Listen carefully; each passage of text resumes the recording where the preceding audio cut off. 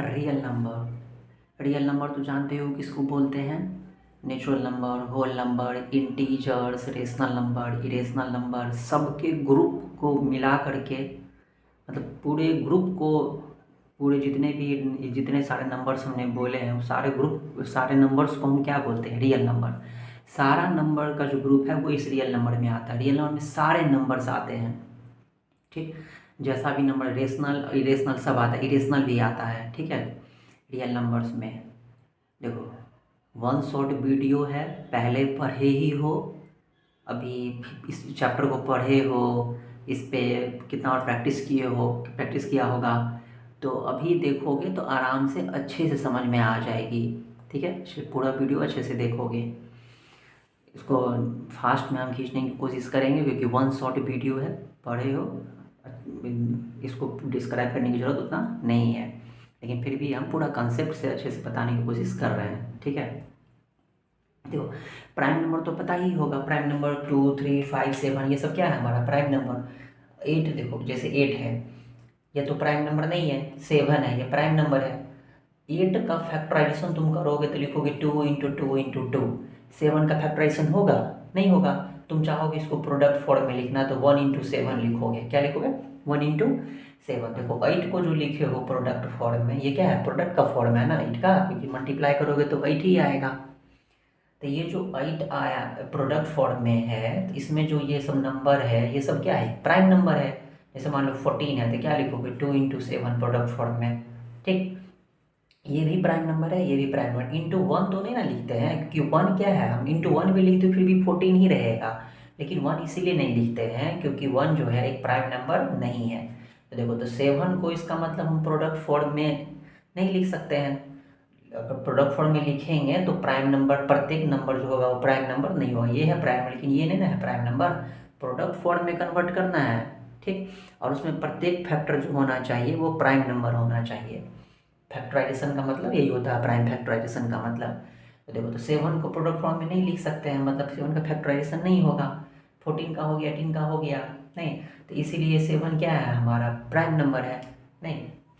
क्योंकि इसके और ऐसे भी समझ सकते हैं कि 7 का जो फैक्टर है वो सिर्फ क्या है? 1 और 7 है, इसके अलावा कोई और नहीं ना है। तो जिसका फैक्टर सिर्फ 1 और वो नंबर खुद हो तो वो प्राइम नंबर कहलाते हैं। और जिसका फैक्टर 2 से ज़्यादा हो, जैसे इसका फैक्टर देखो 8 का 2 है, 2 2 जा 4, 4 है, 8 भी है इसका फैक्टर, तो इसका फैक्टर 2 से ज़्यादा है, ये हो गया कंपोजिट नंबर। तो देखो, जो भी प्राइम नंबर होंगे उसको हम प्रोडक्ट फॉर्म में नहीं लिख सकते, मतलब प्राइम्स के प्रोडक्ट में। जैसे ये देखो, ये नंबर किसका प्रोडक्ट है? 2 और 7 का प्रोडक्ट है करके आएगा 14, और ये नंबर किसका प्रोडक्ट है? प्राइम नंबर का प्रोडक्ट है कि नहीं? तो 7 को हम प्रोडक्ट ऑफ प्राइम्स में कन्वर्ट नहीं कर सकते, लेकिन कंपोजिट नंबर को प्रोडक्ट ऑफ प्राइम्स में कन्वर्ट कर सकते हैं, नहीं। तो कोई भी कंपोजिट नंबर हो उसको प्रोडक्ट ऑफ प्राइम्स में कन्वर्ट कर सकते हैं, ठीक है, और प्राइम नंबर को प्रोडक्ट ऑफ प्राइम्स में कन्वर्ट नहीं कर सकते हैं, ठीक। इस थ्योरम को बोलते हैं फंडामेंटल थ्योरम ऑफ अर्थमेटिक। क्या कहते हैं? Fundamental theorem of arithmetic. Fundamental theorem of arithmetic states that every composite number can be expressed as a product of primes.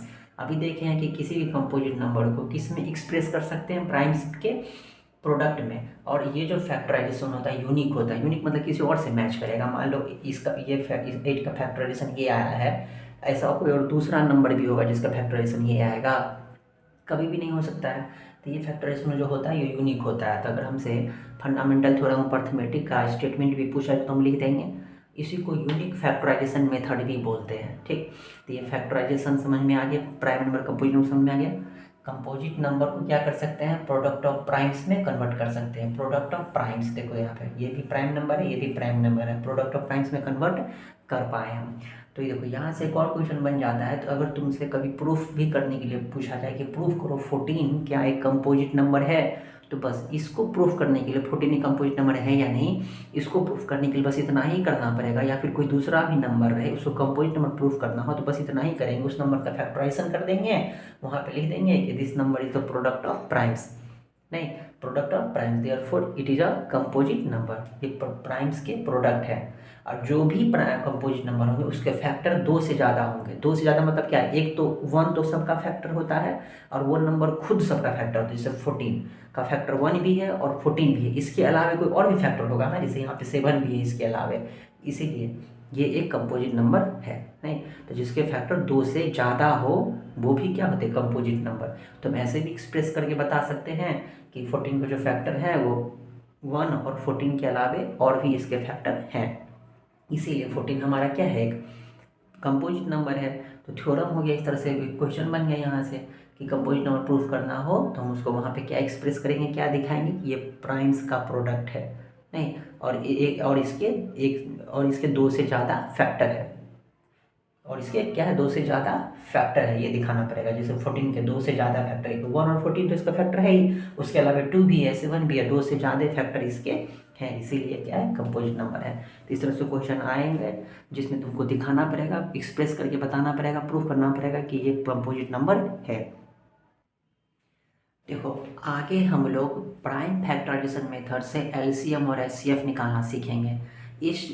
इसमें तुमको जब भी एलसीएम एचसीएफ निकालना होगा तो तुम हमेशा फैक्टराइजेशन मेथड से ही निकालोगे। तो अगर मान लो जैसे यहाँ पे 3 नंबर है 18, 12, 30, इसका फैक्टराइजेशन मेथड से एलसीएम एचसीएफ निकालना है तो पहले तो फैक्टराइजेशन करना पड़ेगा। तो मैं 13 को फैक्टराइजेशन करके लिख दिए है, 12 को लिख दिए, 30 को लिख दिए है। तो जब भी ऐसे नंबर मिले उसको प्रोडक्ट फॉर्म में लिख दोगे और उसको ना एक्सपोनेंट के फॉर्म में लिख दोगे। एक्सपोनेंट मतलब पावर के फॉर्म में।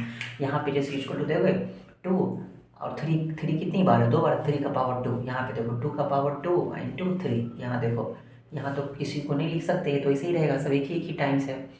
अब देखो जब एचसीएफ निकालना हो, एचसीएफ में और एलसीएम में फैक्टराइजेशन मेथड में ध्यान दोगे। एचसीएफ जब निकालना हो तो देखो तीनों का है, तीनों का प्रोडक्ट फॉर्म यहाँ पे लिखा हुआ है। एचसीएफ में देखोगे कि जो कॉमन है, एचसीएफ में क्या देखोगे, जो कॉमन है वही वाला लिखना है इसमें, जो फैक्टर कॉमन है। जैसे यहाँ पे इसके फैक्टर में 2 है, 3 है, 5 भी है, तो कौन कौन सा फैक्टर है जो तीनों में कॉमन है। अगर 3 नंबर है तो तीनों में कॉमन होना चाहिए, अगर 4 नंबर है तो चारों में कॉमन होना चाहिए। ऐसा नहीं कि जैसे यहाँ पे मान लो कोई 7 है, 7 इसमें है लेकिन इसमें नहीं है, तब वो नहीं हुआ कॉमन। कॉमन मतलब जितना है सब में होना चाहिए। तो यहाँ देखो सबसे पहला फैक्टर 2, देखो 2 इसमें भी कॉमन है, इसमें भी है, इसमें भी है, तो तीनों में कॉमन हो गया। तो इसमें 2 का पावर 1 है, इसमें 2 का पावर 2 है, इसमें 2 का पावर 1 है, तो कौन सा लिखेंगे, छोटा पावर वाला। तो 2 का पावर 1 ये वाला लिखेंगे इंटू। आगे देखो 3 भी दोनों में, तीनों में कॉमन है, तो 3 में इसमें 3 का पावर 1 है, इसमें भी 3 का पावर 1 है, पावर 1 तो नहीं लिखते हैं, इसमें पावर 2 है, तो कौन सा लिखेंगे, छोटा वाला, 3 का पावर 1 वाला, पावर 1 तो नहीं लिखेंगे। अब देखो 5 क्या तीनों में कॉमन है, नहीं है, सिर्फ इसमें है, तो हो गया एचसीएफ इतना ही हो गया, 2 इंटू 3 बराबर 6। ठीक है, एचसीएफ में समझ में आ गया। एचसीएफ में जो कॉमन हो, जो सब में कॉमन हो वही लिखेंगे। अब जो सब में कॉमन है तो किसी में पावर ज़्यादा वाला रहेगा, किसी में पावर कम वाला रहेगा, तो पावर कम वाला लिखेंगे। ठीक है, एलसीएम में देखो, एलसीएम में जो कॉमन है वो भी लिखना है, जो कॉमन नहीं है वो भी लिखना है, सब लिखना है इसमें। पास में आ गया, एलसीएम में सब आएगा, जो कॉमन है वो भी, जो कॉमन नहीं है वो भी लिखेंगे। अब बात आती है कि जो कॉमन नहीं है चाहे जो कॉमन है उसमें कौन सा पावर, छोटा पावर वाला लिखेंगे या बड़ा पावर वाला। तो छोटा पावर वाला तो एचसीएफ में लिखते हैं, इसमें बड़ा पावर वाला लिखेंगे। जैसे देखो, जैसे 2 है, 2 सब में कॉमन है, तो 2 तो लिखेंगे, लेकिन कौन सा, इसमें 2 का पावर 1 है, इसमें 2 का पावर 2 है, इसमें 2 का पावर है, बड़ा पावर वाला 2 का पावर 2। 3 में देखो 3, इसमें बड़ा पावर वाला लिखेंगे, 3 का पावर 2। 5 देखो, 5 तो सब कॉमन नहीं है, तो जो कॉमन नहीं है उसमें भी लिखेंगे। मान लो इस दोनों में 5 रहता तो भी लिखते हैं यहाँ पे, तो 5, अब तो एक ही को है, ये है, तो यहाँ पे 5 हो गया, मल्टीप्लाई कर तो सबको जितना आएगा वो हमारा एलसीएम हो जाएगा, कितना आ जाएगा 9 × 36 180। ठीक है, जैसे मान लो किसी नंबर का फैक्टराइजेशन किया तो ऐसे आया 2 × 3 का पावर 2 × 5। किसे फैक्टराइज किया तो इसमें आया 2 × 3 × 5 का पावर 2 × 7। किसी का फैक्टराइज किया तो आया 2 × 5 × 7।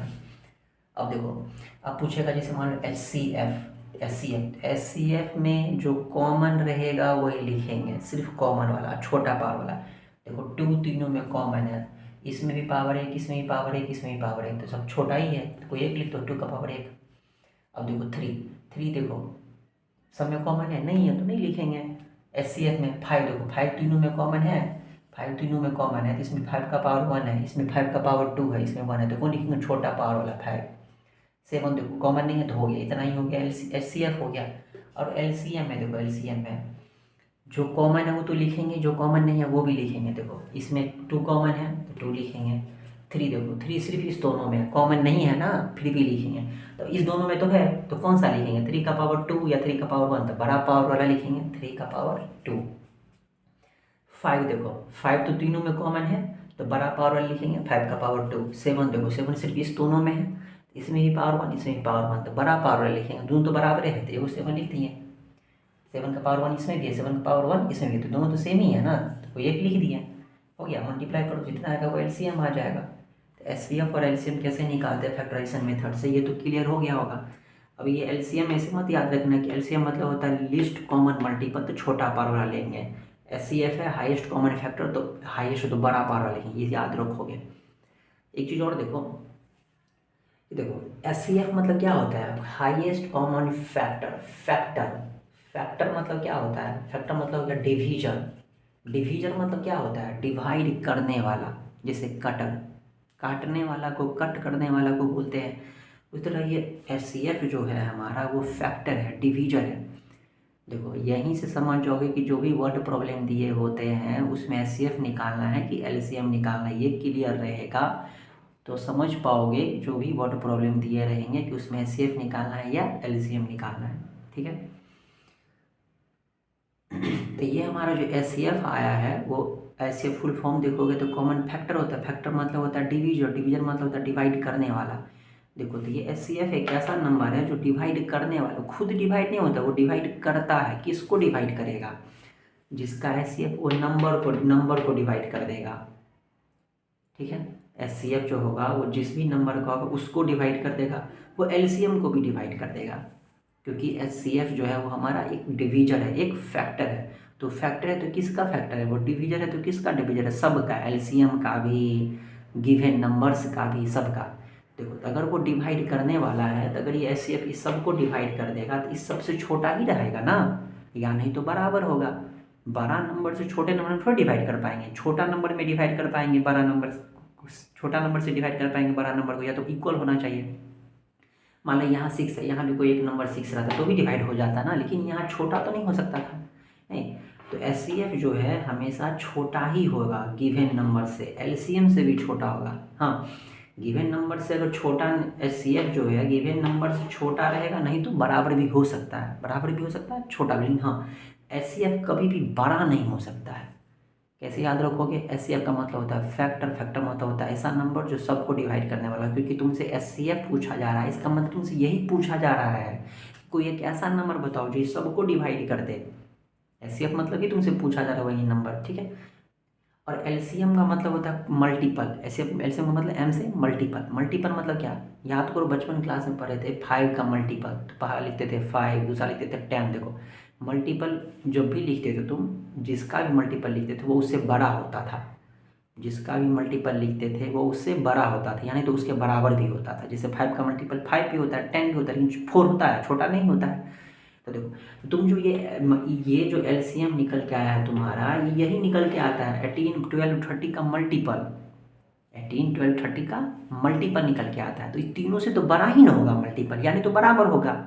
बराबर भी हो सकता है और बड़ा भी हो सकता है, लेकिन छोटा कभी भी LCM नहीं हो सकता। देखो नाम में है लोएस्ट, ठीक, उतना हम नहीं देखेंगे, बस इतना ही देखो कि LCM जो होता है एक मल्टीपल होता है, लोएस्ट कॉमन मल्टीपल, ठीक है। तो LCM जो होगा वो हमेशा गिवन नंबर से बड़ा ही होगा, ठीक। तो जब भी ऐसा कभी कोई मान लो तुमसे खोजने की जरूरत पड़े या वर्ड प्रॉब्लम ऐसा समझ में आए कि हमको ये जो भी निकालना है, इस देखो क्वेश्चन में तो पता चल जाता होगा, या तो SCF निकालना है तो LCM निकालना है, तो वहाँ कैसे डिसाइड करोगे? यहाँ ये सोचना कि जो भी हमको निकालना है वो गिवन नंबर से छोटा होगा या बड़ा होगा।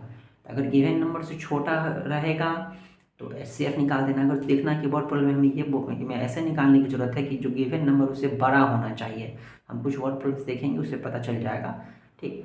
गिवन नंबर से बड़ा होना चाहिए, गिवन नंबर से बड़ा होना चाहिए, तो उसमें वर्ड प्रॉब्लम में LCM निकाल दोगे, समझ में आया? तो बहुत सारे वर्ड प्रॉब्लम हम जिसमें देखेंगे जिसमें ऑटोमेटिक पता चल जाएगा कि इस गिवन नंबर में SCF निकालना है, LCM निकालना है। तो अभी समझ में आ गया कि प्राइम फैक्टराइजेशन मेथड से एचसीएफ और एलसीएम कैसे निकालते हैं। ठीक है, एचसीएफ में याद रखोगे जो, क्योंकि देखो अब अभी से ये भी पता याद आ जाएगा। आप ये समझ गए कि एचसीएफ हमेशा गिवन नंबर से छोटा ही होता है, तो एचसीएफ में हमेशा छोटा लिखना है। छोटा मतलब क्या, जो कॉमन रहेगा, जब सोचोगे तुम कि एचसीएफ में भूल जाओगे कि कॉमन वाला लिखना है कि बिना कॉमन वाला की दोनों, तो इसे याद रखो एचसीएफ तो छोटा होता है गिवन नंबर से, तो सिर्फ कॉमन वाला लिखेंगे। अगर दोनों लिख देंगे तो और नंबर सब बड़ा हो जाएगा ना, तो एचसीएफ में सिर्फ कॉमन वाला लिखोगे और जो छोटा पार वाला वो लिखोगे। और एलसीएम तो गिवन नंबर से बड़ा होता है, तो कॉमन है वो भी लिखना है, जो कॉमन नहीं है वो भी लिखना है।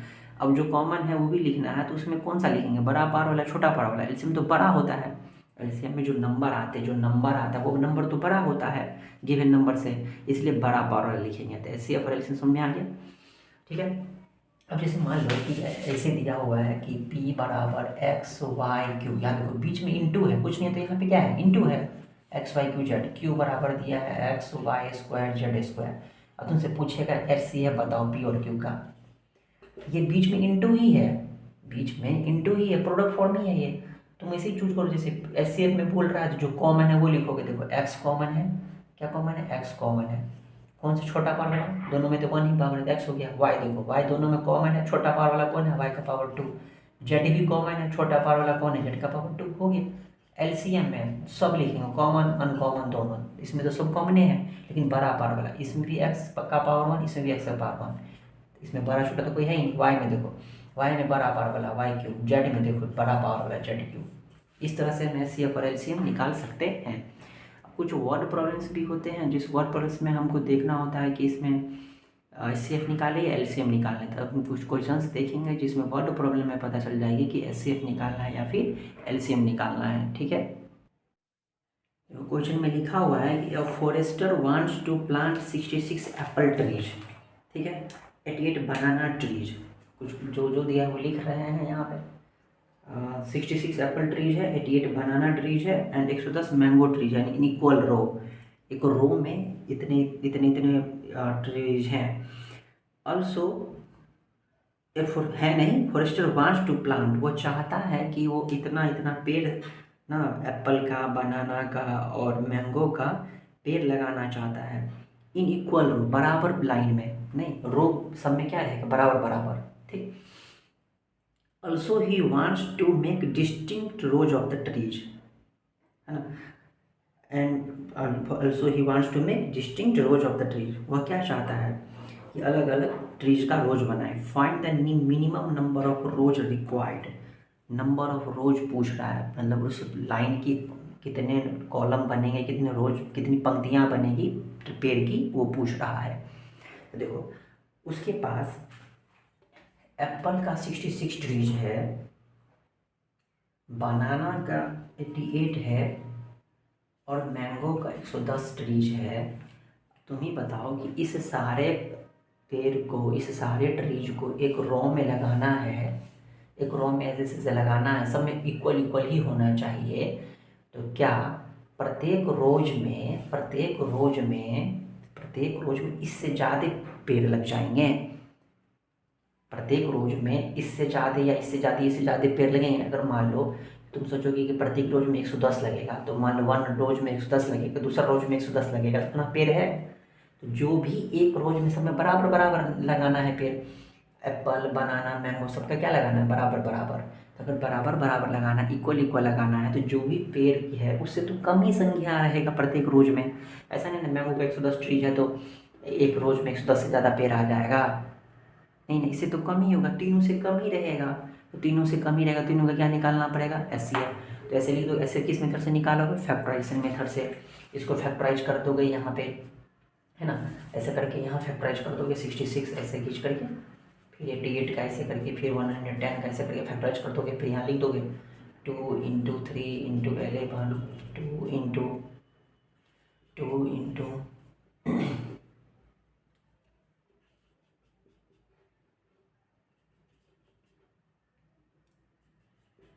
ठीक है।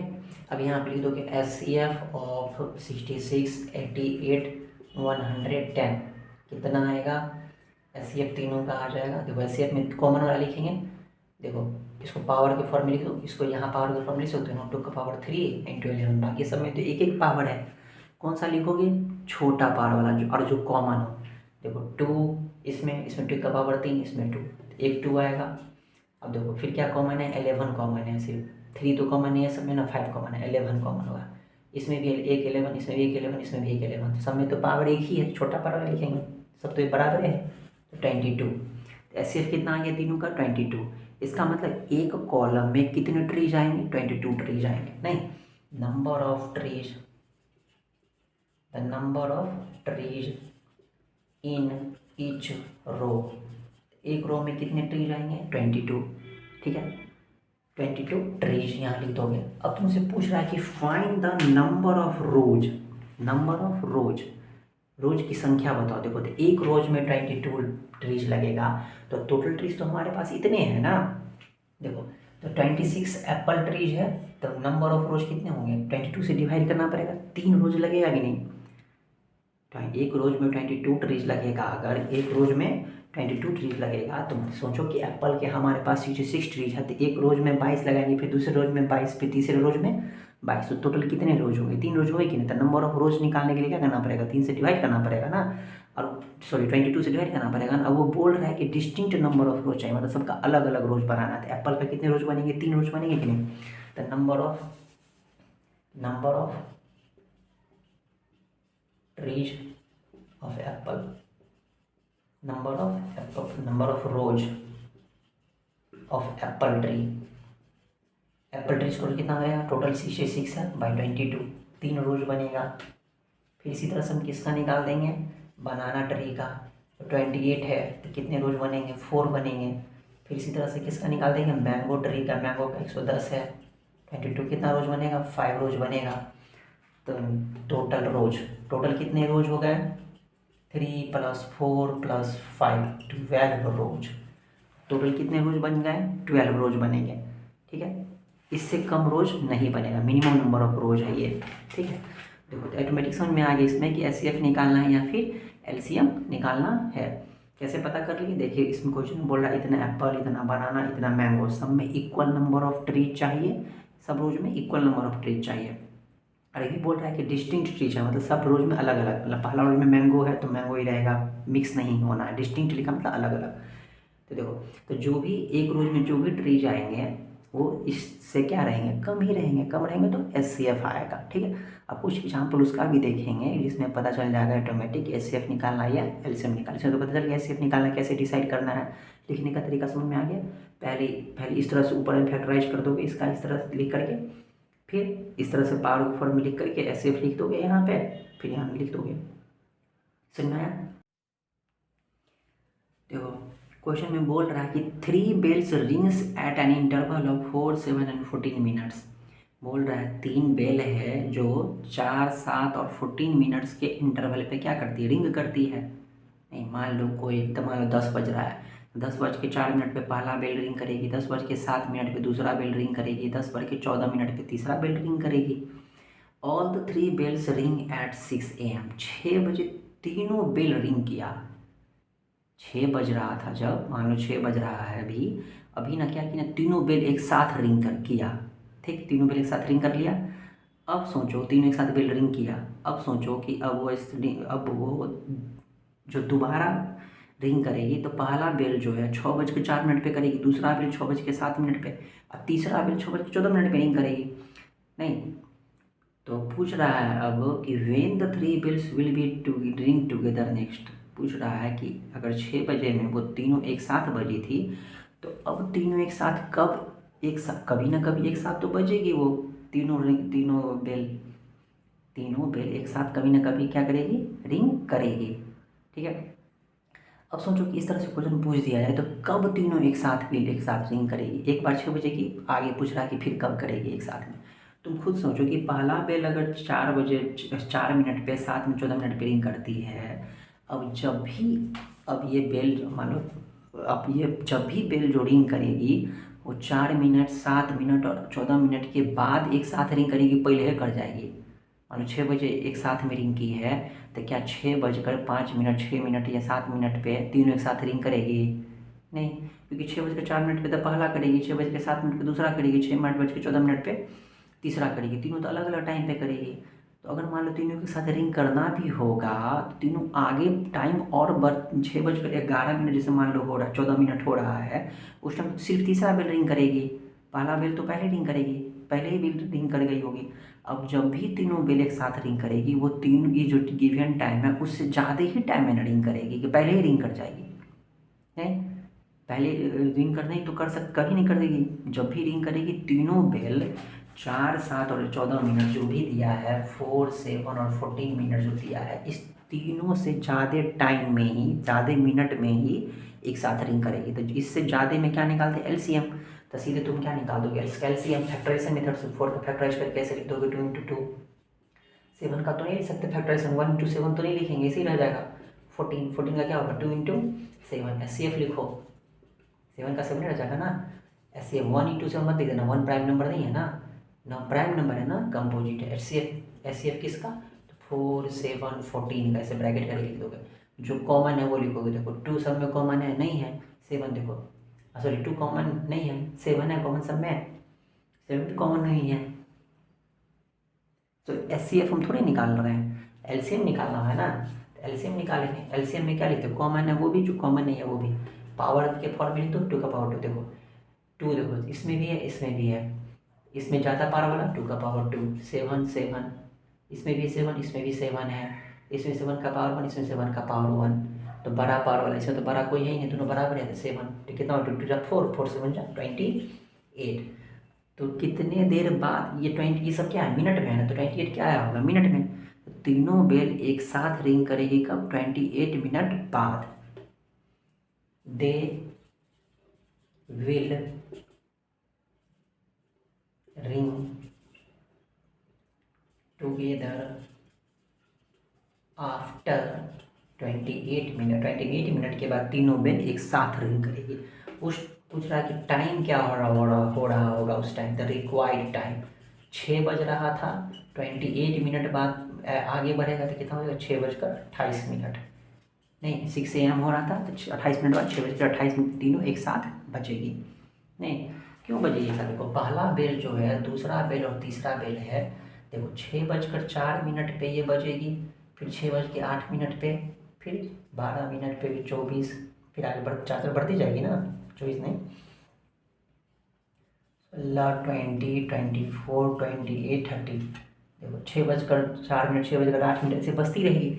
दूसरा बेल बज रही है, देखो दूसरी घंटी बज रही है 7 मिनट पे, 6:14 पे, 6:21 पे, 6:28 पे, 35 पे। तीसरा बेल देखो 6:14 पे, 6:28, 6:42। देखो तीनों बेल में टाइमिंग चल रहा है, तीनों बेल में टाइमिंग चल रहा है। ये बार बार 4 मिनट पे भी रिंग करेगी, 8 मिनट पे भी रिंग करेगी, ये 7 मिनट पे रिंग करेगी, 40 मिनट रिंग। देखो 6:28 इसमें भी हो रहा है, 6:28 इसमें भी हो रहा है, 6:28 एक ही इसमें भी हो रहा है। तो तीनों बेल में 6:28 एक ही साथ न बजेगी, मतलब एक ही साथ ना 6:28 टाइम हो रहा होगा। तो जब 6:28 होगा तो ये भी रिंग करेगा, ये भी रिंग करेगा, ये भी रिंग करेगा। हाँ लेकिन ये जो होगा, ये तीसरा बेल, तीसरा जो अलार्म बेल होगी वो तब तक दो ही बार बजी रहेगी। ये 1 2 3 4 बार बज चुकी होगी, ये 1 2 3 4 5 6 7 बार बज चुकी होगी। ठीक है, कितनी बार बज चुकी होगी, वो 7 बार बज चुकी होगी। ये डिफरेंस रहेगा तीनों में, लेकिन 6:28 पे तीनों एक साथ बजेगी। देखो इससे भी पता चल गया कि एलसीएम निकालना है या एचसीएफ निकालना है। देखो इसी क्वेश्चन में दिया हुआ है कि 60 बच्चे जो है वो इंटरेस्टेड है म्यूजिक में, 84 इंटरेस्टेड है डांस में, 108 स्टूडेंट्स इंटरेस्टेड इन हैंडीक्राफ्ट्स। ठीक है, अब ये बोल रहा है कि each group consist of students interested in the sem art and the number of students in each group is the same. प्रत्येक ग्रुप में नंबर ऑफ स्टूडेंट्स क्या होना चाहिए, सेम होना चाहिए। Find the number of students in each group, तो पूछ रहा है कि प्रत्येक ग्रुप में कितने स्टूडेंट होंगे। अगर प्रत्येक ग्रुप में तुम ही सोचो कि सेम स्टूडेंट चाहिए, मतलब नंबर ऑफ स्टूडेंट सेम चाहिए, तो प्रत्येक ग्रुप में 60, 108 और 84 से कम ही बच्चे न होंगे। अगर उससे ज़्यादा बच्चे हो जाएंगे तो फिर ग्रुप्स कैसे बनेगा। अगर एक ग्रुप में मान लो 60 बच्चे हो गए फर्स्ट ग्रुप में, तो दूसरे ग्रुप में भी 60 हो गए, तीसरे ग्रुप में भी 60 हो गए। तो देखो तो 60 से सिक्स या तो बराबर रहेगा प्रत्येक ग्रुप में, या नहीं तो उससे कम रहेगा। उससे ज़्यादा तो नहीं हो जाएगा, 70 तो नहीं हो जाएगा एक ग्रुप में। अगर 70 हो जाएगा तो सोचो कि जो बच्चे म्यूजिक में इंटरेस्टेड है उसमें कैसे आएंगे 70 बच्चे? नहीं आएंगे। तो ज़रूर या तो 60 ही होगा एक ग्रुप में, यानी तो 60 से छोटा ही होगा। इसका मतलब जो भी नंबर आएंगे वो छोटा छोटा यानी तो बराबर। तो छोटा यानी तो बराबर कौन सा होता है? एचसीएफ होता है। तो ये डायरेक्ट बता दिया कि इसमें एचसीएफ निकालना है। इतना लंबा क्वेश्चन है लेकिन निकालना क्या? एचसीएफ। तो find the number of students in each group. तो प्रत्येक ग्रुप में कितना बच्चा होगा? जितना एचसीएफ आएगा। तो देखो कितना अच्छा आराम से तीनों का एचसीएफ निकाल दिया। कितना है? 12। इसका मतलब प्रत्येक ग्रुप में कितने बच्चे होंगे? 12 बच्चे होंगे। अगर इतना ही क्वेश्चन पूछता कि find the number of students in each group, तो हम लिख देते हैं hence the number of students in each group is equal to 12। ठीक है। लेकिन इसमें क्वेश्चन और ऐड किया है कि find the number of groups in each art from how many rooms are required if each group will be allotted a room. प्रत्येक group को एक एक रूम मिला है। अगर एक ग्रुप में 12 बच्चा है तो 12 बच्चे पर एक रूम होगा। तो ग्रुप्स की संख्या निकालते हैं। तो देखो number of groups in music, अगर म्यूजिक के लिए 60 बच्चे इंटरेस्टेड है तो 12 बच्चे का ग्रुप बना तो 5 ग्रुप बनेगा कि नहीं? तो 60 से डिवाइड कर दिया, 12, 60 को 12 से डिवाइड कर दिया तो 5। फिर number of group in dance लिखा, फिर number of groups in handicraft 9 group. देखो प्रत्येक ग्रुप्स के लिए एक एक रूम है। तो म्यूजिक में तो 5 ग्रुप बना तो 5 रूम मिलेगा उसको। प्रत्येक ग्रुप को अलग अलग रूम मिल रहा है। तो 5 ग्रुप है तो 5 रूम, फिर डांस के लिए 7 रूम, फिर हैंडीक्राफ्ट्स में 9 ग्रुप है तो 9 रूम मिलेगा। तो टोटल नंबर ऑफ रूम्स कितने मिलेंगे? सबको ऐड करके बता दिया है। ठीक है, समझ में आया? केस स्टडी क्वेश्चन है। बोल रहा है क्वेश्चन में, a mathematics exhibition is being conducted in your school and one of your friends is making a model paper tree. He has some difficulty and ask for you for help completing a quiz for the audience. देखो case base में बहुत सारा line है बिना मतलब का लिखा रहता है। देखो ये ऊपर जो 3 लाइन है कुछ भी नहीं है, सीधे क्वेश्चन यहाँ से प्रैक्टिस करते करते तुमको पता चलते जाएगा, आदत हो जाएगी। ये सब जैसे तो ऊपर लाइन देखो, जैसे ये बॉक्स देख रहे हो, देख के ये याद आएगा पर छोटे क्लास में बनाया था। यहाँ पे एक्स लिखा हुआ है और यहाँ पे ये फैक्टरी जानते हो ना, यहाँ पे ये बोल रहा है कि 5, यहाँ ऊपर एक्स की जगह पे कोई नंबर होगा जिसको 5 से डिवाइड करने के बाद यहाँ 2783 आया, लेकिन यहाँ एक्स ही गायब कर दिया है। तो 2783 को 5 से मल्टीप्लाई करोगे तो वहाँ एक्स पता चल जाएगा। फिर 2783 को फैक्टराइज के 2 एरो दिया ऐसे करके, तो 2783 को फैक्टराइज किया होगा। 2783 को फैक्टराइज किया होगा मतलब वाई नंबर से डिवाइड किया होगा। जहाँ पे जो वाई लिखा है, जो जिससे डिवाइड करते वो इस तरफ लिखते हैं, है ना? तो वाई जिस तरफ है उस तरफ, तो वाई से डिवाइड किया 2783 को तो आया 253। तो वाई से कौन सा नंबर से डिवाइड किया होगा 2783 को जो यहाँ 253 आ गया? तो नहीं पता चलेगा। कैसे पता चलेगा? 253 से 2783 को डिवाइड कर दो तो यहाँ वाई पता चल जाएगा क्या होगा। फिर यहाँ जेड देखो, यहाँ पे 253 है, उसको किससे डिवाइड कर रहा है? इस तरफ लिखा 11, तो इसका मतलब 11 से डिवाइड कर रहा होगा। तो 11 से डिवाइड करके यहाँ लिख दो। ठीक। फिर तुम देखो किस फिट में यही पूछ रहा पहला में, what the value of x. देखो सीधे ये बॉक्स देखोगे, सीधे ये सॉल्व कर दिए, 1 मिनट में सॉल्व करने में लगेगा। देखो एक लाइन से सीधे आंसर सब हो जाएगा। फर्स्ट हमने पूछ रहा वैल्यू ऑफ एक्स, टिक कर दोगे, value of Y, value of Z. देखो 3 तक तो क्वेश्चन ऐसे ही बन गया। 4 नंबर में पूछ रहा है according to fundamental theorem of arithmetic. तभी देखे ही थे ना फंडामेंटल थ्योरम ऑफ अर्थमेटिक, कि प्रत्येक नंबर को प्रोडक्ट ऑफ प्राइम्स में कन्वर्ट करना है। एक्स वाई जेड तो यहाँ भर लियो ना। पूछ रहा है 13915 is according to the fundamental theorem of according, ये जो नंबर है ये प्राइम नंबर है, कंपोजिट नंबर। देखो ये कंपोजिट नंबर होगा कि नहीं, क्योंकि इसके फैक्टर तो 1 से ज़्यादा है। यहाँ 5 भी है, 11 भी है, तो ये कौन से नंबर हो गए? कंपोजिट नंबर हो गए। तो कंपोजिट नंबर टिक आउट कर देंगे। अब पूछ रहा है इसका प्राइम फैक्टराइजेशन। प्राइम फैक्टराइजेशन किसको कैसे लिखते हैं? जिस जिस नंबर से डिवाइड किए रहते हैं उसी को ना लिखते प्रोडक्ट फॉर्म में। तो यहाँ किस किस से डिवाइड किए हैं? 5 से किए हैं, 5 से किए हैं, 11 से किए हैं, तो वो सब है। कौन सा ऑप्शन है इसमें? जो ऑप्शन दिख रहा है वो मारो टिक। समझ में आ गया? हो गया। इस तरह से सॉल्व करते हैं, तुरंत हो गया। अभी ऊपर का जो लाइन इतना पढ़ोगे 3 लाइन, वो सब टाइम पास है। इसके बाद नेक्स्ट देखते हैं हम लोग। देखो इसी क्वेश्चन में देखो, ए सेमिनार इज बीइंग, एकदम स्पीड में ये सब पढ़ के निकाल देना। देखना वे ये इतना पढ़ते सीधे देखो लास्ट में, the number of participants in Hindi, English and mathematics. Hindi में 60 है, इंग्लिश में 84 है और मैथमेटिक्स में 108 है। ठीक है, समझ में आ गया? अब आगे क्वेश्चन पढ़ो। In each room the same number of participants. देखो इतना बनाए हो रियल नंबर्स में C F L C M, जैसे ही सेम नंबर ऑफ पार्टिसिपेंट्स पता चले कि सेम नंबर ऑफ पार्टिसिपेंट चाहिए to seated all them in same subject. Same number of participant बैठना चाहिए एक रो में, लाइन में। प्रत्येक रूम में तो कम ही स्टूडेंट ना बैठेगा जितना नंबर ऑफ स्टूडेंट्स दिए हुए हैं, तो तीनों के एचसीएफ निकाल दो। तीनों के एचसीएफ निकाल दोगे 60, 84, 108 का जितना एचसीएफ आएगा उतना पार्टिसिपेंट बैठेगा। तुमसे पूछ रहा है hence maximum number of participants that can accommodate in each room, प्रत्येक रूम में कितने स्टूडेंट्स बैठेंगे, तो क्या निकालेंगे, तीनों के एचसीएफ निकाल देंगे। तीनों का जितना एचसीएफ आएगा वही हमारा क्या हो जाएगा, आंसर हो जाएगा। फिर पूछ रहा है what is the minimum number of rooms. अब पूछ रहा है number of rooms required during the event. अब इसमें देखो कि नंबर ऑफ रूम्स निकालना है, जैसे पिछले क्वेश्चंस बनाए थे जिसमें नंबर ऑफ रोज निकाले थे, कितने निकाले थे, जितना एचसीएफ आया था उसमें क्या करेंगे, सबसे डिवाइड कर देंगे। जैसे यहाँ पे तुम्हारा एचसीएफ आया है 12, तो 12 से सब में डिवाइड करोगे। जैसे हिंदी में 60 बच्चे थे तो 12 से डिवाइड करोगे तो 5 आएगा, तो 5 रूम चाहिए उसके लिए। फिर 12 से 84 को डिवाइड करोगे तो 7 चाहिए, तब इसमें 7 हो गया। 12 से डिवाइड करोगे 9 आएगा, तो इसमें 5, 7 और 9 तीनों को ऐड कर दोगे, कितना आएगा, तीनों को ऐड करके 21, तो 21 रूम चाहिए मिनिमम नंबर ऑफ रूम्स। फिर पूछा एलसीएम ऑफ 60, 84, 108। इसे तो आसान क्वेश्चन कुछ नहीं होगा, एलसीएम निकाल दोगे। अब पूछ रहा product of HCF and LCM. अभी एचसीएफ निकाले ही है 12 आया है, एलसीएम निकाले तो कितना आया है, एलसीएम 3780 आया, तीनों दोनों को मल्टीप्लाई पूछ रहा, प्रोडक्ट कर दोगे। 108 can be expressed as a product of its prime. पूछ रहा 108 को कैसे एक्सप्रेस करेंगे प्रोडक्ट ऑफ प्राइम, इस मतलब फैक्टराइजेशन करना है। ऑप्शन से भी देख लो प्रोडक्ट फॉर्म में लिखा है, मतलब प्राइम फैक्टराइजेशन करना है। तो रियल नंबर्स इसी तरह से केस बेस्ड क्वेश्चन आएंगे, आराम से बन जाएगा, कोई दिक्कत नहीं। समझ में आया। देखो इस क्वेश्चन में ऊपर के जो 2 लाइन दिए हुए हैं ऐसे टाइम पास दिया हुआ है। देखो हम सीधे कहाँ से पढ़ते हैं कि सीधे ऐसे से देखिए हम जल्दी जल्दी, और यहाँ से देखिए there are 32 students in section है। देखो जैसे हम क्वेश्चन पढ़ रहे हैं और जैसे क्वेश्चंस को हम हैंडल कर रहे हैं उसी तरह से केस बेस्ड पढ़ोगे, ज़्यादा टाइम नहीं दोगे इस क्वेश्चन सब में, ठीक है। 2 लाइन तो ऐसे ही लिखा हुआ है, ऐसे से जल्दी जल्दी देख लोगे। यहाँ से ध्यान से देखोगे there are 32 students in section है, ठीक है, 36 स्टूडेंट्स इन सेक्शन बी। समझ में आ गया। 2 सेक्शन है, प्रत्येक सेक्शन में 32 और एक सेक्शन में 36 स्टूडेंट्स हैं। What is the minimum number of books, number of books निकालना है। You will acquire for the class library, library में नंबर ऑफ बुक्स निकालना है कि लाइब्रेरी में कितने बुक्स होंगे। So that they can be distributed equally among students of section A और सेक्शन बी, ताकि इतने कितने बुक होने चाहिए ताकि बच्चों के बीच इक्वली डिस्ट्रीब्यूट किया जाए, ठीक है। देखो यहाँ पे नंबर ऑफ बुक्स पूछ रहा है कि बच्चों के बीच बांटना है।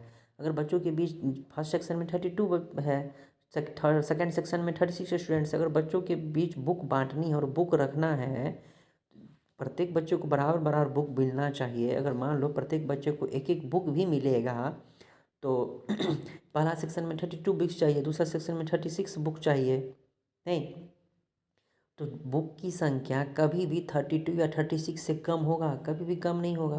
32 या 36 से तो ज़्यादा ही होना चाहिए या इसके बराबर रहेगा। तो बताओ ये एचसीएफ में होता है, एलसीएम में होता है कि इससे ज़्यादा और या उसके बराबर। एलसीएम में होता है, एलसीएम ही बड़ा आता है उससे, इसका मतलब दोनों का एलसीएम निकालें, तुरंत एलसीएम निकालोगे टिक आउट कर दोगे, तो दोनों का एलसीएम निकालोगे तो कितना आएगा 288 हो गया हमारा एलसीएम, ठीक है। नेक्स्ट में बोल रहा है if the product of 2 positive integers is equal to the product of their HCF and LCM. देखो ये तो जानते ही कि दोनों का प्रोडक्ट किसके बराबर होता है, एचसीएफ और एलसीएम के प्रोडक्ट के बराबर। पूछ रहा है इज इट ट्रू, क्या ये ट्रू है, तो ट्रू है, सही है।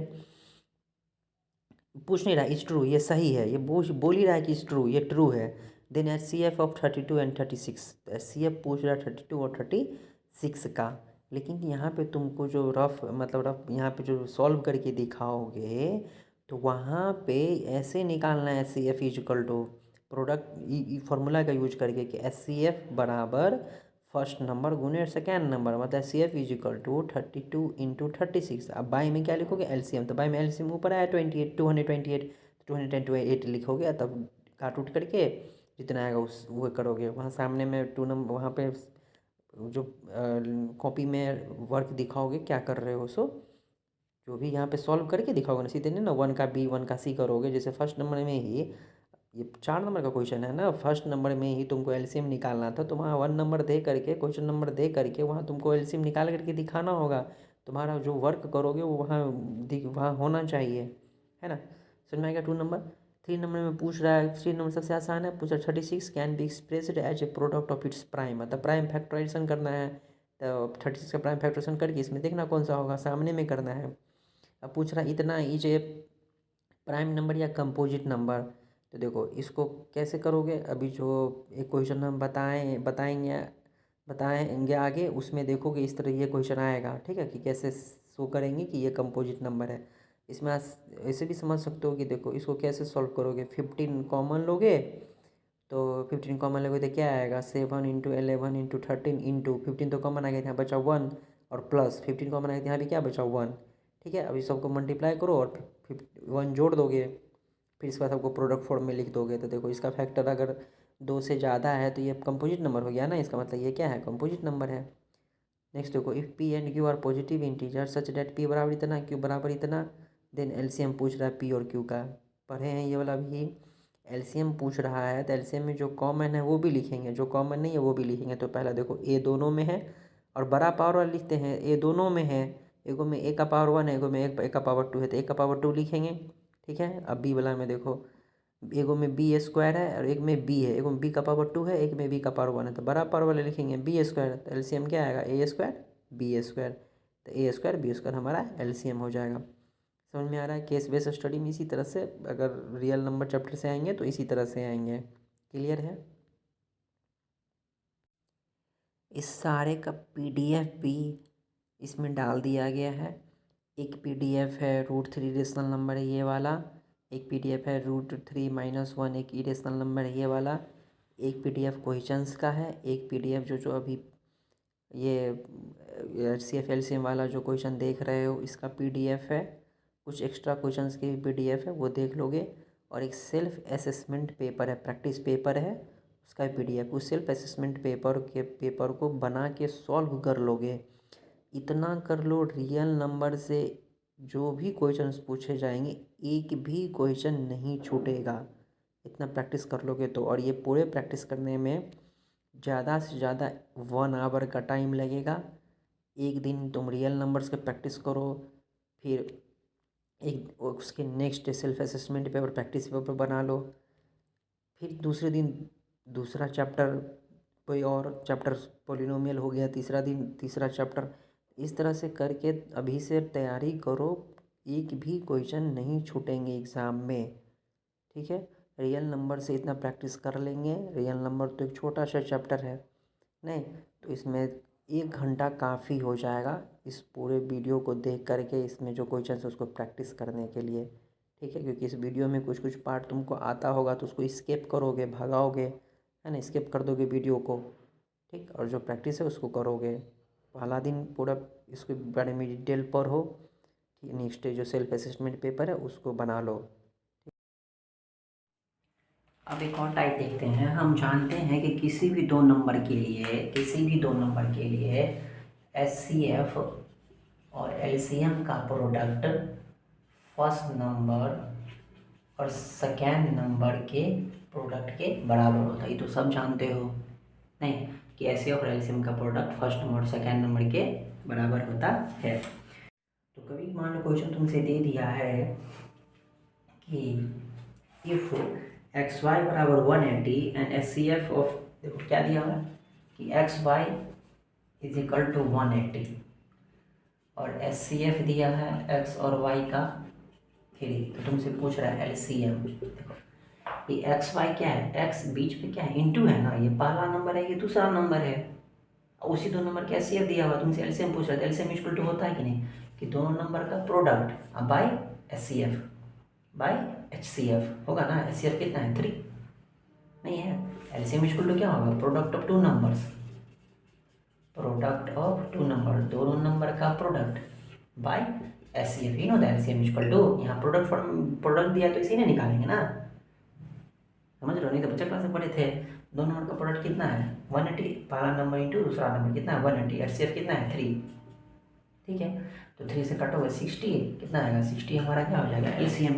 समझ में आ गया, होता है ना यहाँ से HCF बराबर प्रोडक्ट ऑफ टू नंबर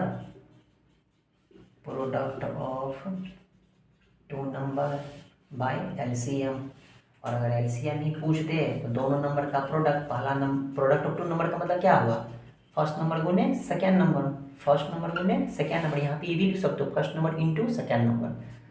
और LCM बराबर होगा पर टू नंबर, LCM यहाँ पूछ लेते हैं, LCM आएगा अब मान लो फर्स्ट नंबर पूछ दिया जाए, सेकंड नंबर गायब कर दिया जाए, तो एलसीएम दिया रहेगा, एचसीएफ दिया रहेगा, तो एलसीएम इंटू एचसीएफ 22 में सेकंड नंबर आ जाएगा। और अगर सेकंड नंबर पूछ दिया जाए तो एलसीएम एचसीएफ भी दिया रहेगा, एलसीएम इंटू एचसीएफ अब बाई फर्स्ट नंबर आ जाएगा यहाँ पे। इस तरह से 4 फॉर्म बनते हैं, समझ में आ गया। देखो इसी में एक चीज़ हम पढ़े थे शुरू में ही कि एचसीएफ जो क्या करती है, एलसीएम को भी डिवाइड कर देती है और गिवन नंबर्स को भी डिवाइड कर देती है। कभी क्वेश्चन में क्या दे देगा कि ये कि 8 किसी 2 नंबर का एचसीएफ है, 8 किसी 2 नंबर का एचसीएफ है, तो पूछेगा इसमें से कौन इसका एलसीएम नहीं हो सकता है, कौन इसका एलसीएम नहीं हो सकता है। ठीक है, 40 है यहाँ पे, बोले किसी 2 नंबर का ये एचसीएफ है 8, तो बताओ इसमें से कौन उस 2 नंबर का एलसीएम नहीं हो सकता है। देखो तो ऐसे हम जानते हैं कि अगर उसी 2 नंबर का ये सब एलसीएम है तो एचसीएफ तो एलसीएम को भी डिवाइड कर देती है। देखो तो ये एचसीएफ जो 8 है इसको भी डिवाइड कर देता है, इसको भी डिवाइड कर देता है, इसको भी डिवाइड कर देता है, तो ये तीनों तो हो सकता है एलसीएम, लेकिन ये कभी भी हो सकता है नहीं हो सकता है, तो बी हमारा क्या हो जाएगा, ऑप्शन सही ये हो जाएगा करेक्ट। क्वेश्चन में वही चूज करने के लिए बोल रहा था कि कौन नहीं हो सकता, तो ये चूज करेंगे कि नहीं, बी ऑप्शन। ठीक है, क्या बोल रहा है क्वेश्चन में कि find the LCM of smallest 2 digit composite number, smallest 2 digit composite number, smallest 2 digit composite number. Composite number लिखना 2 डिजिट वाला, 2 डिजिट वाला नंबर स्टार्ट कहाँ से होता है, 10 से, 10 11 12, तो 2 डिजिट वाला नंबर सबसे छोटा बोल रहा है, सबसे छोटा तो 10 होता है, 10 कंपोजिट नंबर है नहीं, क्योंकि इसके फैक्टर 1 और 10 के अलावा 2 भी है 5 भी है, तो कंपोजिट नंबर हो गया। अब और किसका smallest composite number, smallest composite number, 1 digit या 2 डिजिट का नहीं पूछ रहा, सीधे बोल रहा है कौन स्मॉलेस्ट सबसे छोटा कंपोजिट नंबर कौन सा होता है, 4, ये होता है ना। तो स्मॉलेस्ट कंपोजिट नंबर हमारा क्या हो गया, 4 हो गया। अब इस दोनों का क्या पूछा है, एलसीएम, तो क्या 10 और 4 का एलसीएम निकालने नहीं आएगा, आराम से निकाल दो, 10 और 4 का एलसीएम निकाल देना, कितना आएगा 10 और 4 का एलसीएम 20 हो गया, एलसीएम 20।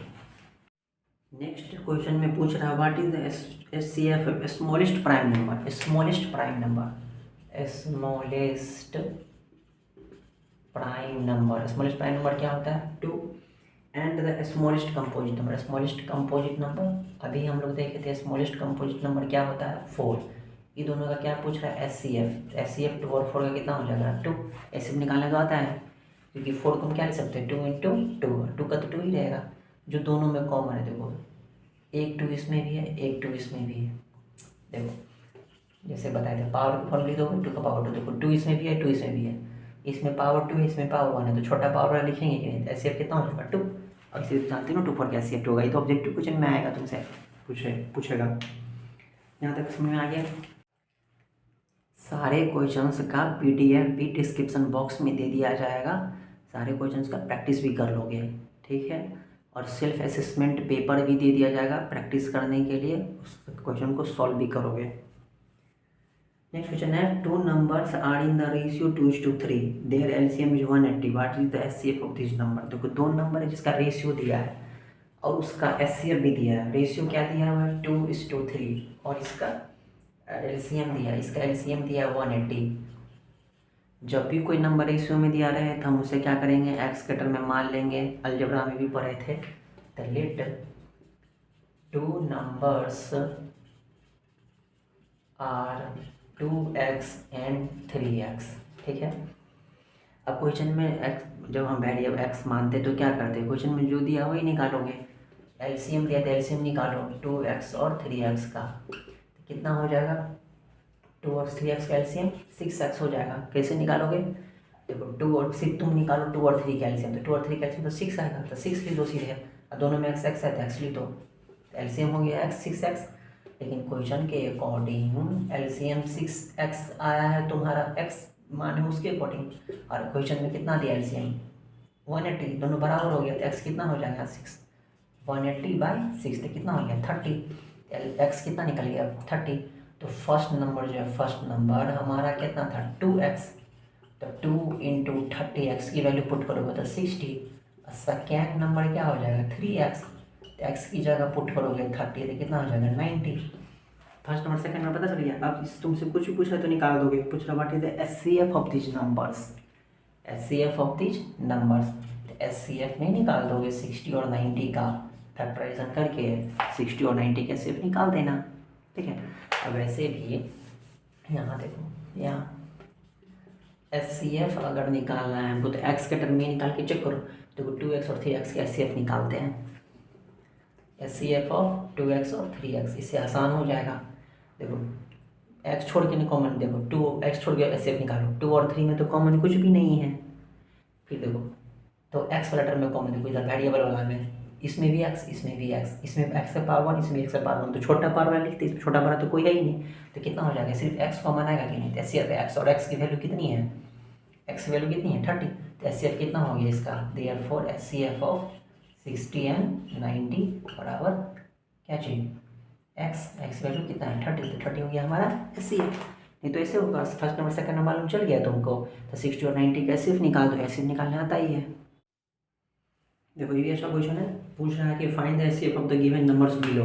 कौन सा नंबर दिया है, k 2k 3k 4k and 5k। HCF पूछ रहा है, एचसीएफ में क्या लिखते हैं, जो सब में कॉमन हो। देखो इस सब में कॉमन क्या दिख रहा है तुमको, सिर्फ k कॉमन दिख रहा है कि नहीं, और कुछ कॉमन है, और तो कुछ नहीं कॉमन है इसमें। एचसीएफ निकालने के सिर्फ कॉमन लिखते हैं, बाकी इधर के पहले 1 है 2 है 3 है 4 है 5 है, इसमें तो कुछ कॉमन नहीं है। कॉमन जो सब में हो, तो सब में क्या है k है। अब सब में k है लेकिन पावर छोटा वाला लिखते हैं, तो सब में तो एक ही पावर है ना, तो ऐसे कितना हो गया k। समझ में आ गया। ये सारा क्वेश्चंस पिछले एग्जाम्स में पूछे गए क्वेश्चन है, क्वेश्चन बैंक से ऐसे क्वेश्चन है, ऑब्जेक्टिव क्वेश्चन सब में। रियल नंबर से ज़्यादा ऑब्जेक्टिव क्वेश्चन ही पूछा जाता है। एक सब्जेक्टिव में पूछा जाएगा जो आगे पढ़ेंगे। पूछ रहा है if HCF of 144 and 180 is expressed in the form of इतना। देखो ये जो एक्सप्रेस किया है 13m-16 किसको एक्सप्रेस किया है, एचसीएफ ऑफ इतना express in the form of, HCF को इस तरह से एक्सप्रेस किया है, किसके एचसीएफ 144 और 180 का। पूछ रहा find the value of m। ये एचसीएफ इस दोनों नंबर के एचसीएफ को ना ऐसा एक्सप्रेस किया है, जैसे मान लो ये दोनों नंबर का एचसीएफ आया 8, हम इसको ऐसे नहीं लिख सकते से 1 + 1। देखो तो वही बात हो गई कि मान लो कि हम इस 8 को ऐसे एक्सप्रेस कर दिए, लेकिन है तो वो उसी दो नंबर का एचसीएफ, उसी तरह 13m-16 उसी दो नंबर का एचसीएफ है, ठीक है। तो किस दो नंबर का एचसीएफ है जिसको इसे एक्सप्रेस कर दिया है, तो पहले हम पता कर लेते हैं कि इस दो नंबर का एचसीएफ होता क्या है जो इसको ऐसे एक्सप्रेस कर दिया है। तो पहले हम क्या करेंगे 144 और 180 का क्या निकालेंगे एचसीएफ, फैक्टराइजेशन मेथड से निकालोगे। 144 ऐसे करके इधर क्या लिखोगे 180, ठीक है। 2 से 18, 2 से 9, 3 से 3 ऐसे लिखोगे। 1 तक नहीं लाओगे, यहाँ अब करेंगे तो 1 आ जाएगा, 1 नहीं लाओगे क्योंकि 1 प्राइम नंबर नहीं है, प्राइम नंबर आने से पहले ही छोड़ दोगे। तो लास्ट में प्राइम नंबर आ गया, अब छोड़ देंगे, अब करेंगे तो 1 आ जाएगा ना। अब इधर 144 इसी के नीचे लिखोगे 180।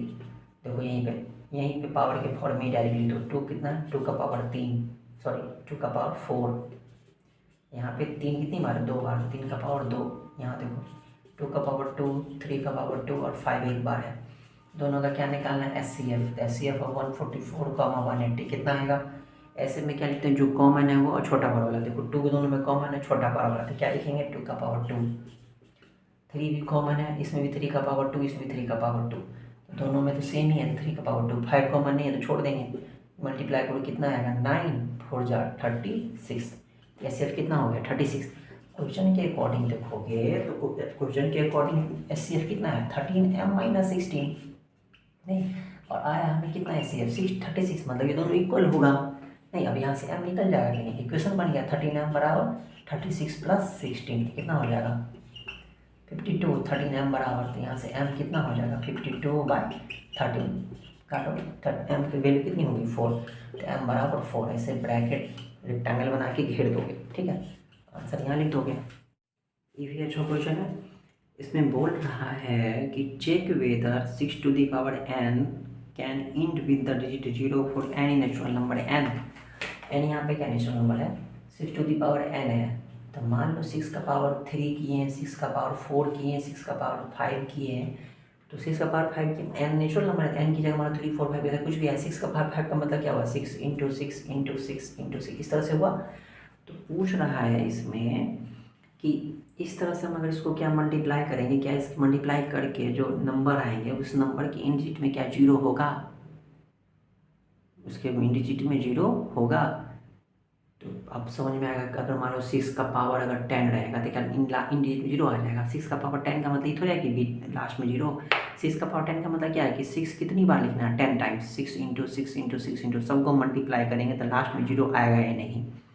आपको हो गई तो नहीं पता चलता लास्ट में जीरो आएगा या नहीं, नहीं अगर नहीं आएगा जीरो तो कब आएगा। ठीक, इसमें देखो क्या करना है, 6 का तुम फैक्टराइज करो सीधे, 2 into 3 whole to the power n है, इसका मतलब 2 का भी पावर n और 3 का भी पावर n। अब यहाँ गौर से देखो कि 2 का पावर n है और 3 का पावर n है, तो 2 कितना, 2 भी बहुत बार आ सकता है, 3 भी बहुत बार आ सकता है। क्या दोनों को मल्टीप्लाई करेंगे तो कभी डिजिट में जीरो आएगा, कभी नहीं आएगा।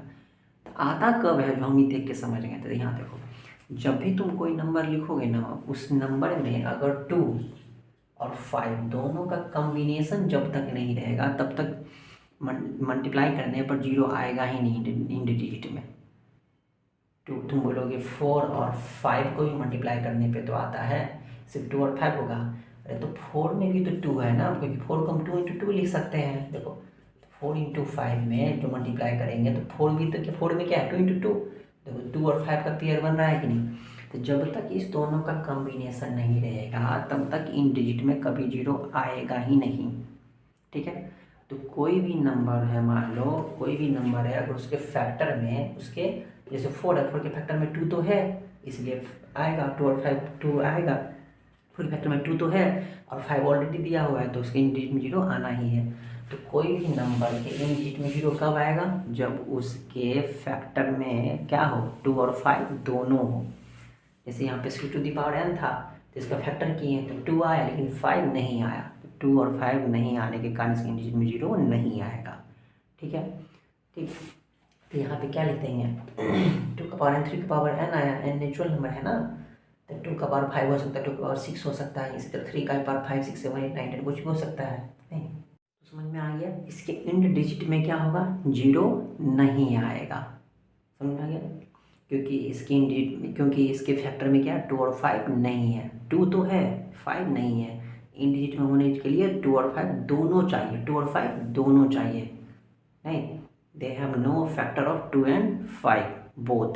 ठीक है, अब मान लो कि किसी के फैक्टर में 2 और 5 दोनों है तो उसके इंडिजिट में जीरो आएगा। अब नेक्स्ट मान लो लेवल का क्वेश्चन आ जाएगा कि अगर इसके इंडिजिट में जीरो आएगा तो कितनी जीरो आएंगे, तो उस नंबर का फैक्टराइज कर दोगे, उस नंबर का फैक्टर, मान लो कोई नंबर उसको फैक्टराइज किया तो 2 का पावर 3 आया और 5 का पावर 2 आया। ठीक है, फैक्टराइज में आया तो पूछेगा कि इंडिजिट जीरो आएगा, तो हाँ आएगा। कितना जीरो आएगा, देखो जितना पेयर बनेगा 2 और 5 का उतना ही जीरो आएगा। यहाँ 2 और 5 का पेयर देखोगे तो यहाँ से एक 2 लोगे, एक 5 यहाँ से लोगे, एक पेयर बना, यहाँ से एक 2 लोगे, यहाँ से एक 5 लोगे, दूसरा पेयर बना, तीसरा पेयर बनेगा। 2 तो है हमारे पास लेकिन 5 नहीं है, तो ये 2 पेयर बना, 2 पेयर बने, 2 पेयर, तो जो भी नंबर होगा उसको मल्टीप्लाई करके लास्ट में कितने जीरो आएंगे, 2 जीरो आएंगे। ठीक है, तो 2 और 5 देखो तो सीधे देखो ऑब्जेक्टिव से भी यहाँ समझना, तो 2 और 5 सीधे देखना तो इंडिजिट में जीरो आएगा।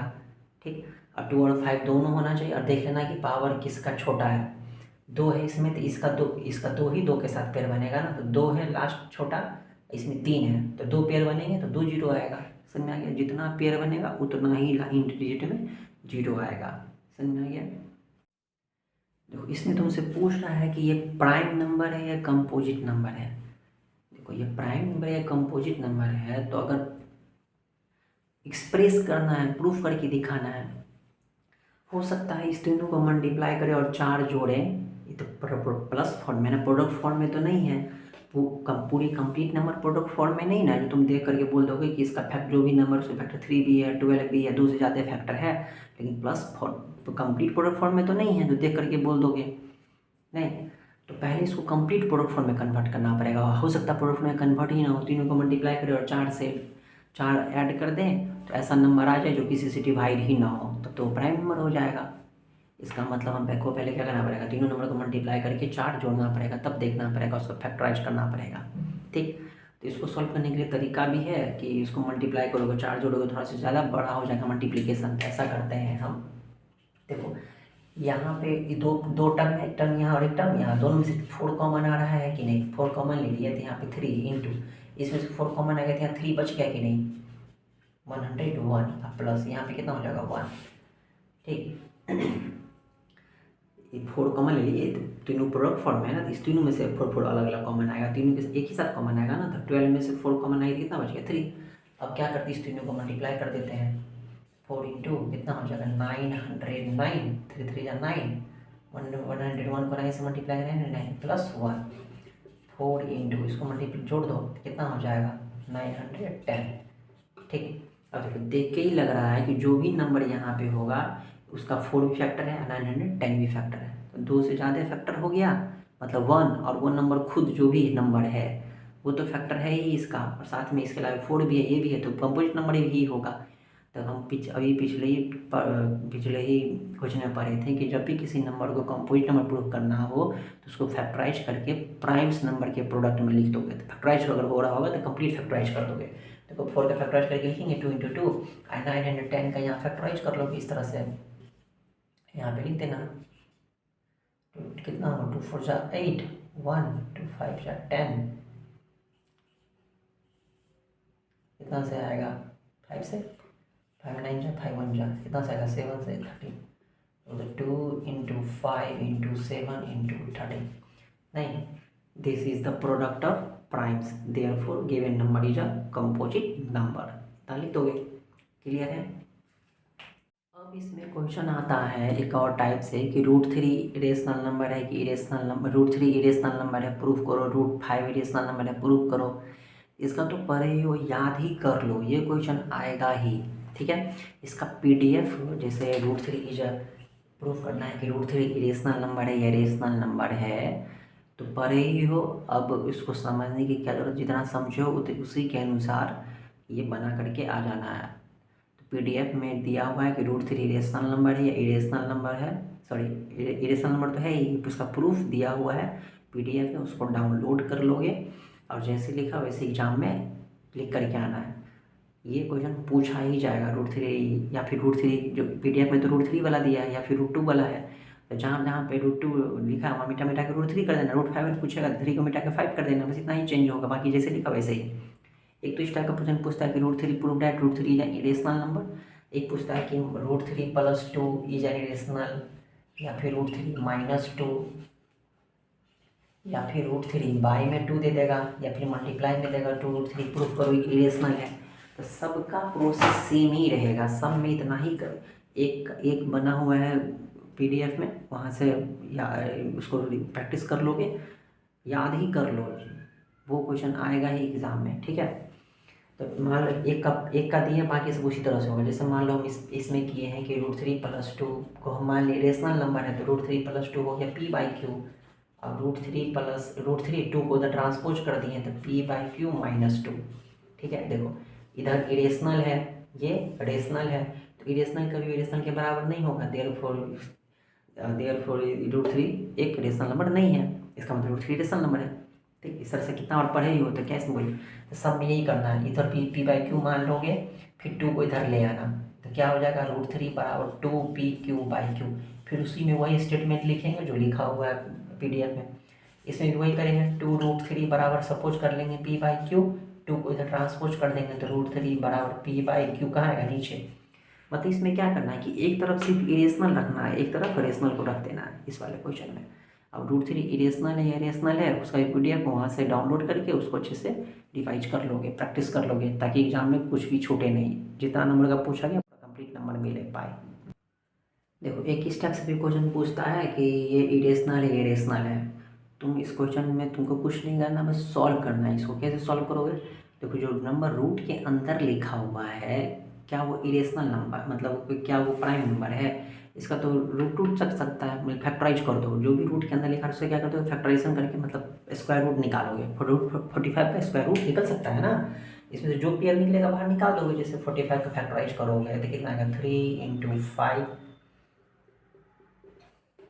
3 × 5, ठीक है, प्लस 3 इसका करोगे तो 2 × 5/2 √5। देखो ऊपर में 2 3 में से एक 3 बाहर निकलेगा, एक 3 बाहर निकलेगा तो 2 और 3 23 हो जाएगा। फिर 2 एक 3 बाहर निकलेगा तो उस 3 को 2 को मल्टीप्लाई कर दोगे ना, तो 6 √5 प्लस यहाँ देखो ये 2 में से एक 2 बाहर निकलेगा, 6 √5। नीचे में देखो 2 √5, ऊपर में ये भी √5 वाला, ये भी √5 वाला, दोनों ऐड हो जाएगा तो 6 6 12 √5 बाई में 2 √5, √5 कैंसिल, 2 6 या 12, कितना आया 6। इसकी वैल्यू कितनी आई 6। देखो देखने में इरेशनल लग रहा था लेकिन एक्चुअली में क्या था, irrational. Therefore 6, therefore it is a rational number. Clear है। देखो इस क्वेश्चन में बोल रहा है कि A and B are 2 coprime numbers, then A Q and B Q. A और बी जो है, ए और बी ये को-प्राइम है। को-प्राइम मतलब समझते हो ना, को प्राइम नंबर से कोई मतलब नहीं है, ठीक है। वैसे कोई भी 2 प्राइम नंबर ले ले वो तो को प्राइम है ही, लेकिन कंपोजिट कोई 2 कंपोजिट नंबर भी को प्राइम हो सकते हैं। ये को प्राइम का मतलब होता है कि कोई भी 2 नंबर हो, अगर उसका HCF अगर 1 हो ना तो वो हमारा को प्राइम नंबर होता है। कोई भी 2 नंबर हो, कोई भी 2 नंबर हो, कोई 2 प्राइम नंबर अगर लोगे, कोई 2 प्राइम नंबर ही लोगे तो उसका HCF तो 1 आएगा ही, क्योंकि वो 1 के अलावा किसी और से डिवाइड नहीं होगा, इसलिए वो उस दोनों का HCF 1 आएगा, इसलिए वो को प्राइम होगा। लेकिन कोई 2 कंपोजिट नंबर भी अगर गिवन है तो भी वो को प्राइम हो सकते हैं। आराम से उस 2 नंबर की HCF निकाल लेना, देखना अगर HCF 1 आ रहा है तो वो को प्राइम सी है। वैसे यहाँ समझ में आएगा को प्राइम किसको बोलेंगे, HCF 1 आए तो वो 2 नंबर को प्राइम है। तो कोई 2 नंबर है ए और बी, उसका HCF 1 है, तो पूछ रहा है कि मान लो उसका AQ कर दिया और BQ कर दिया, तब उसका HCF कितना आएगा, ठीक है। तो ऐसे क्वेश्चंस में हम क्या करेंगे, ये टाइप वाइज क्वेश्चन है, तो एक टाइप देखो इस तरह से बनाते रहना। मान लो ए और बी 2 नंबर उसके HCF 1 है, क्योंकि वो को प्राइम से, तो कोई अपने मन से कोई 2 नंबर ले लो। तो मान लो 3 और 4 ले लिए, छोटा नंबर तो और छोटा ले सकते हो, 2 और 3 ले लिए। नहीं, अब सोचो कि इसमें दोनों तो प्राइम नंबर है, तो HCF तो 1 आएगा ही, तो कोई 3 और 4 ही ले लो। चलो 2 नंबर ले लिए, इसका HCF 1 है ना, अब इसका क्यूब कर दो, 3 का क्यूब करोगे तो कितना आएगा 27, 4 का क्यूब करोगे तो 64, ठीक है। अभी दोनों का HCF निकालो, ऑब्जेक्टिव है ना, रफ में निकाल सकते हो, इस तरह से HCF निकाल देते हैं। चलो निकालो, 27 आएगा, यहाँ कितना आएगा 7, यहाँ आगे 17, यहाँ आगे अब 7 निकालो, ठीक है। खुद से निकाल करके चेक कर लोगे, देखोगे खुद से भी निकालोगे तो इसका HCF देखोगे 1 ही आएगा। तो HCF कितना आया 1, तो इसका मतलब समझ गए, तो ठीक है। HCF ए बी का 1 आया, इसलिए उसका क्यूब भी करेंगे, उस नंबर का क्यूब भी करके HCF निकालेंगे तो भी कितना आएगा 1 आएगा। इस तरह से कोई भी क्वेश्चन पूछे तो इस तरह से एग्जाम्पल लेकर के करके देख लिया करोगे, ठीक है। नेक्स्ट क्वेश्चन को देखने से पहले, उसको बनाने से पहले एक चीज़ सीखो कि 5 का पावर कितना भी रहे, 5 का पावर 2 रहे, 5 का पावर 3 रहे, 5 का पावर 4 रहे, ठीक है। तो इसका मतलब क्या होता है 5 × 5, 5 × 5 × 5, 5 × 5 × 5, इस तीनों इस सबको मल्टीप्लाई करोगे तो इसकी इंड डिजिट समझते हो, यूनिट प्लेस पे 5 ही आएगा। जैसे इसको 5 मल्टीप्लाई करोगे तो 25, इस 5 को मल्टीप्लाई करोगे तो 25, इस सबको मल्टीप्लाई करोगे तो 125। देखो इन डिजिट में क्या आएगा 5 ही आएगा, ठीक है। इसको भी मल्टीप्लाई 5 का पावर 4 मतलब इंटू 5 मल्टीप्लाई करो, इन डिजिट में क्या आएगा 5 ही आएगा। कितना ही मल्टीप्लाई करके आए 31 25 आएगा, नहीं तो 625 आएगा। देखो इन डिजिट में क्या आएगा 5 ही आएगा। तो 5 का पावर कितना भी रहे, इन डिजिट में कितना आएगा 5 ही आएगा। हम कैसे समझ गए, कोई नंबर बदल दे तो इससे पता कर लो। देखो कैसे देखते हैं इन डिजिट में, देखो इस दोनों को मल्टीप्लाई किया 5 5 25, इन डिजिट में क्या आया 5, फिर इस 5 को इस 5 से मल्टीप्लाई करो, कितना है 25, इन डिजिट में क्या है 5, फिर इस 5 को इस 5 से मल्टीप्लाई करो, इन डिजिट में कितना है 5, फिर अगला 5 से मल्टीप्लाई करो तो इन डिजिट में क्या आएगा 5। सिमिलरली देखो 6 का पावर 6 कितना भी रहे, 6 का पावर 2 रहे, 6 का पावर 4 रहे, तो इन डिजिट में चेक करो कितना आएगा। देखो हम कैसे करेंगे 6 6 36, इन डिजिट में कितना है 6, देखो ये दोनों को मल्टीप्लाई करेंगे, इन डिजिट में क्या आएगा 6, फिर इस 6 को इस 6 से मल्टीप्लाई करो 36, फिर इन डिजिट में 6 आएगा, फिर इस 6 को अगला 6 से, फिर अगला 6 से मल्टीप्लाई करो तो हमेशा 6 ही आएगा ना, तो इन डिजिट में हमेशा क्या आएगा 6 ही आएगा। तुमसे यहाँ देखो कितना अच्छा क्वेश्चन पूछ रहा है कि if n is a natural number then 2 × 5 to the power n plus 6 to the power n end digits always ends with, ये जो है हमेशा किस डिजिट से इंड होगा। देखो अब ये n नेचुरल नंबर, तब यहाँ पे 2 है लिखा हुआ, यहाँ 5 टू द पावर n है, तो 5 का पावर n है, 5 का पावर कितना भी रहे, इंड डिजिट पे इधर कुछ भी आए, इंड डिजिट पे तो 5 ही आएगा। सिमिलरली 6 का पावर n है, तो इंड डिजिट कितना, मतलब नंबर में मल्टीप्लाई कितना भी आए, लेकिन इंड डिजिट में तो 6 ही लिखा रहेगा। ठीक, फिर देखो, फिर इस यहाँ नंबर कितना हमको नहीं पता है, लेकिन ये पता है कि लास्ट में 5 लिखा हुआ है, यहाँ पे भी नहीं पता नंबर कितना है, लेकिन लास्ट में 6 ही आएगा, कितना भी रहे n। अब ये दोनों को जोड़े हुए हैं, तो 6 और 5 11, ये दोनों को जोड़ के कितना है नहीं पता है, लेकिन 11 आएगा जोड़ करके इस दोनों को, तो इंड डिजिट में 11 1 ही रहेगा, यहाँ पे कितना भी नंबर लिखा रहेगा, लेकिन लास्ट में कितना रहेगा, 1 ही रहेगा। ठीक, अब इसको बोला 2 से मल्टीप्लाई करने के लिए, तो इसको 2 से मल्टीप्लाई कितना भी आए, लेकिन जब इसको मल्टीप्लाई करेंगे, यहाँ पे बहुत सारा नंबर लिखा रहेगा, तो इसको मल्टीप्लाई करेंगे 2 से, तो 1 इंटू 2 यहाँ पे कितना आएगा, 2 ही रहेगा। तो किससे इंड होगा ये नंबर, 2 से। सर मैं एग्जाम्पल किस तरह से लेकर के चेक किया, समझ में आया ना। 5 का पावर n हम सोचे हैं, देखें यहाँ पे करके मन में, तो इंड डिजिट 5 आ रहा था, यहाँ पे देखिए इंड डिजिट 6 आ रहा था, लिखते दोनों को जोड़ेंगे तो 11 का इंड डिजिट कितना होगा 1।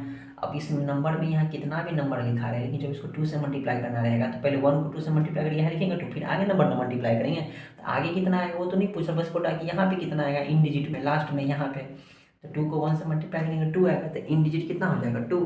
तो किससे इंड होगा, ये 2 से इंड होगा। तो इस तरह से कोई भी क्वेश्चन बदल के पूछे, ये टाइप देख लिए, इसका प्रैक्टिस कर लोगे, इसका PDF भी दे दिया गया क्वेश्चन का, और सेल्फ असेसमेंट पेपर दिया हुआ है उसमें, उसको खुद से प्रैक्टिस करोगे, बनाओगे, जो क्वेश्चंस ना बने कमेंट में सेंड करोगे। ठीक है, ये जो फिगर देख रहे हो, ऊपर वाला फिगर में बोल रहा है कि नेचुरल नंबर घेर रहा है होल नंबर को, सॉरी होल नंबर घेर रहा है नेचुरल नंबर को, जितने नेचुरल नंबर है सब आ गया होल नंबर में, सही है, जितना नेचुरल नंबर सब होल नंबर है, और होल नंबर को पूरा घेर रहा है इंटीजर्स, तो जितने होल नंबर है सब इंटीजर्स होने चाहिए, और सबको घेर रहा है रेशनल नंबर, तो जितने नेचुरल नंबर होल नंबर सब रेशनल नंबर में आता है कि नहीं, जैसे मान लो -3 ले लिए, तो वो रेशनल नंबर भी इंटीजर्स भी है। ठीक है, तो इसीलिए रेशनल नंबर सबको घेरे हुए हैं, लेकिन -3/2 लिए या 5/6 लिए, क्या वो इंटीजर्स है, नहीं है। तो रेशनल नंबर का कुछ रेशनल नंबर में कुछ स्पेस बाहर अलग से है कि कुछ स्पेस है कि नहीं जो अलग है, तो इंटीजर्स तो आए ही रेशनल नंबर में, लेकिन और भी नंबर हैं जो इंटीजर्स तो नहीं है, लेकिन वो रेशनल नंबर है, लेकिन जितने इंटीजर्स वो सब रेशनल नंबर होगा। ठीक, और इरेशनल नंबर के अलग कॉलम बना हुआ है, क्योंकि इरेशनल नंबर का एक अलग ही ग्रुप आता है ना, उसमें नेचुरल आता है, ना होल आता है, ना इंटीजर्स आता है, ना रेशनल आता है, क्योंकि कोई भी रेशनल नंबर ऐसा नहीं है जो इरेशनल है। लेकिन नीचे वाला में इरेशनल नंबर सबको घेरे हुए हैं, नेचुरल नंबर को भी घेरा हुआ है, रेशनल नंबर को भी घेरा हुआ है, कोई ऐसा इरेशनल नंबर है जो नेचुरल भी है, नहीं है, तो फिर कैसे घेर दिया है, कोई नंबर नहीं होगा, तो कौन सा करेक्ट हुआ, उसमें 1 करेक्ट हुआ, क्योंकि इरेशनल नंबर किसी भी ग्रुप में नहीं आएगा, कोई भी ऐसा नंबर नहीं है जो इरेशनल भी है और नेचुरल भी है। लेकिन अब बोलोगे इसमें जो और नेचुरल नंबर होल नंबर घेरा हुआ है, तो देखो जितने भी नंबर नेचुरल नंबर है सब रेशनल है, जितने भी होल नंबर है वो भी रेशनल है, जितने भी इंटीजर्स है वो भी रेशनल है, नहीं, इसीलिए कौन करेक्ट होगा, 1 इज करेक्ट। क्लियर है।